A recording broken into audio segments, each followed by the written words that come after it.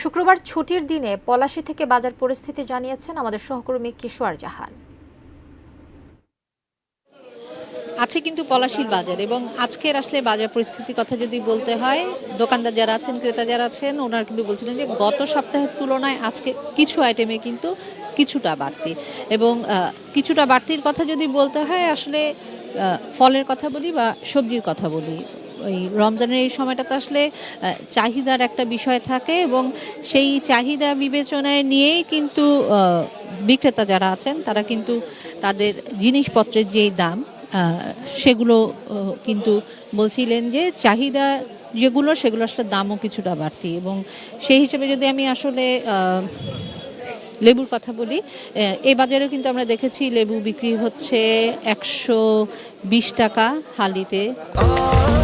স্বাস্থ্যকর all time family cake, সব সময় all time healthy life. Size ভেদে 80 টাকা পর্যন্ত আসলে ওনারা আমাদের বলেছেন, 80 থেকে 120।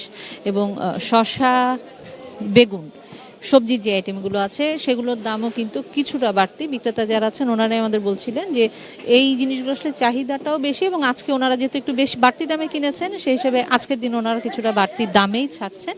আর অন্যান্য সবজির ক্ষেত্রে আসলে বলতে হবে যে বাজার অনেকটা স্থিতিশীল, কারণ অন্য সবজির দাম সেরকম বাড়েনি, তবে নতুন সবজি যেগুলো আছে সেগুলোর একটু চাহিদা আছে, এবং এগুলোর দামের ক্ষেত্রে আমরা দেখেছি কিছুটা বাড়তি। তবে সব মিলিয়ে যদি আজকের বাজারের কথা বলতে হয়, তাহলে জানাতে হবে যে বাজার এখন পর্যন্ত আসলে অনেকটুকু স্থিতিশীল, কারণ ক্রেতা যারা আছেন তারাও বলছিলেন যে যেসবের দাম বেড়েছে কিছুটা হলেও সহনীয় পর্যায়ে আছে।